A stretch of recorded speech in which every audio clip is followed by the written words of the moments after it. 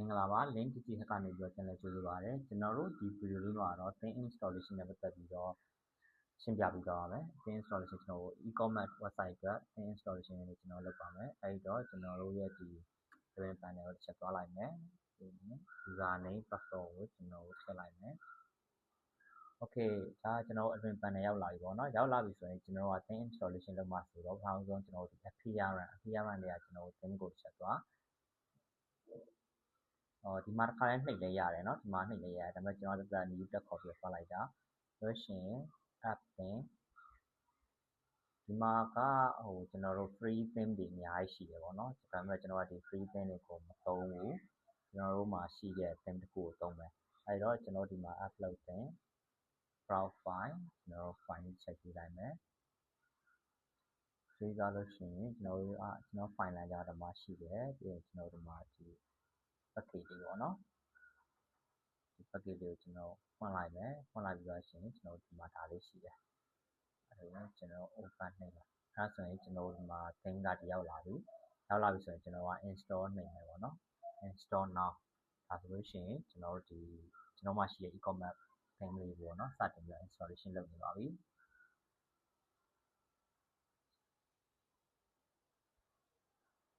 ဒါဆိုလို့ရှိရင်ကျွန်တော်တို့ဒီ theme ကတော့ပြီးသွားပြီအဲဒီတော့ကျွန်တော်ပြီးသွားပြီဆိုရင်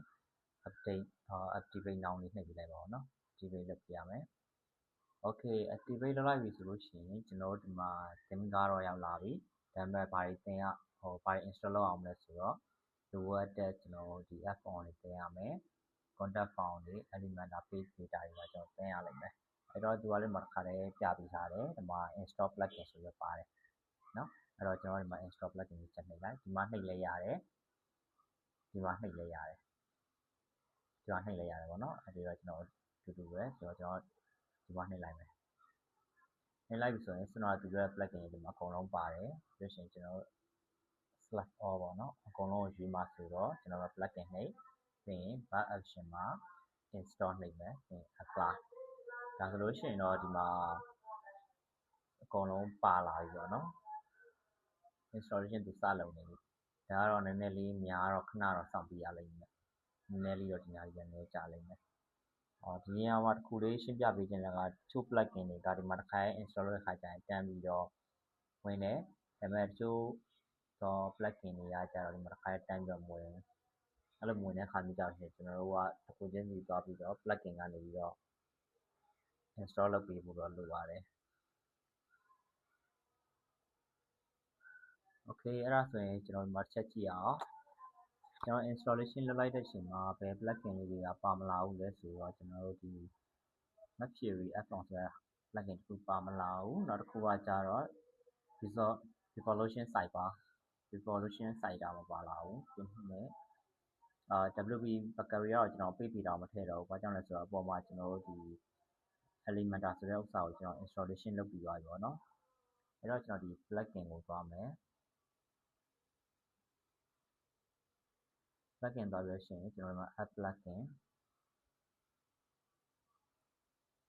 upload ပြီးလို့ရှိရင်ကျွန်တော်တို့မှာ choose file ပြီးတော့ရှင်ကျွန်တော်တို့ဒီမှာစနကfile လမ်းကြောင်းပဲပေါ့နော် file လမ်းကြောင်းထဲမှာရှိရဲဒီအောင်လေးပြီးလို့ရှင်ကျွန်တော်က plugin ဆိုတာရှိတယ် plugin မှာကျွန်တော်တို့ဒီမှာ cider ရှိမယ် add-on ရှိမယ်နော်ပြီးရှင် comment ရှိမယ်ဒီသုံးခုကိုကျွန်တော်တို့က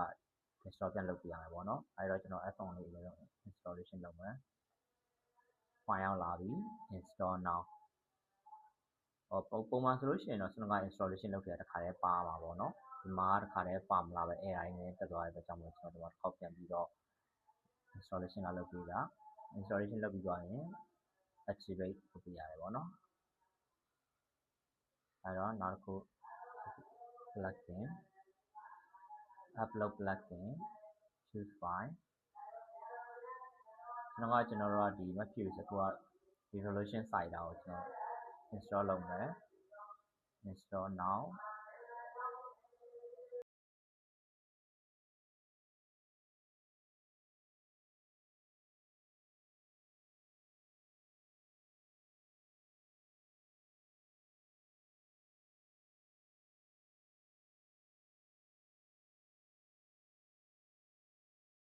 ဒီမှာ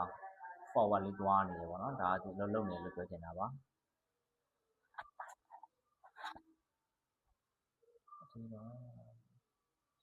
okay ပြီးရင်သူ့ကိုလည်း activate plugin လုပ်လိုက်မယ်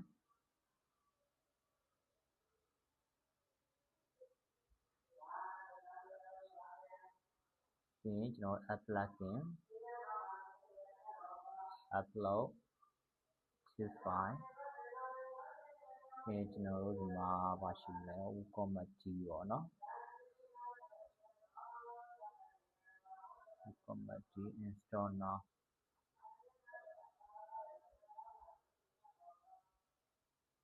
okay activate plugin ဒါဆိုလို့ရှိရင်တော့ကျွန်တော်တို့လိုအပ်တဲ့ plugin အကုန်လုံးက installation လုပ်ပြီးသွားပြီဒီထဲမှာကျွန်တော်တို့ဒီတချို့ plugin တွေက activate မလုပ်ရသေးဘူးပေါ့နော်အဲဒီတော့ကျွန်တော်တို့ဒီ plugin ကို select on နဲ့လုပ်ပြီးရှင်ကျွန်တော်တို့က activate apply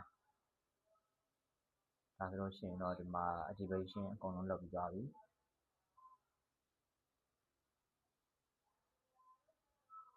WooCommerce okay အဲ့ဆိုရင်ကျွန်တော်တို့ဒီမှာ activation လုပ်ပြီးသွားပြီ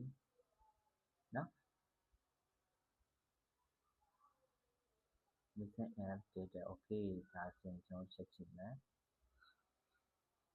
ဒီတော့ add plugin upload choose file ဒီမှာ set for WooCommerce ပေါ့နော် WooCommerce ဒီပဲကျွန်တော်ထည့်လိုက်လို့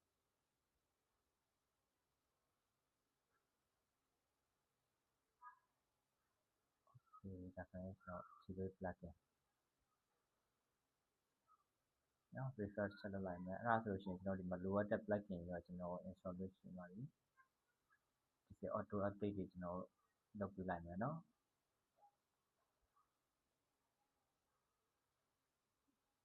ဒီပဲ version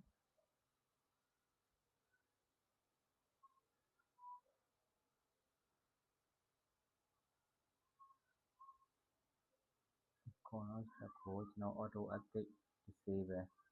အနေပဲလုပ်လိုက်ပါအောင်နော်ကျန်တဲ့ဟာတွေအကုန်လုံး auto update ပဲကျွန်တော်လုပ်လိုက်မယ် okay အဲ့ဒါဆိုလို့ရှိရင်ကျွန်တော်တို့ဒီပေါ့နော်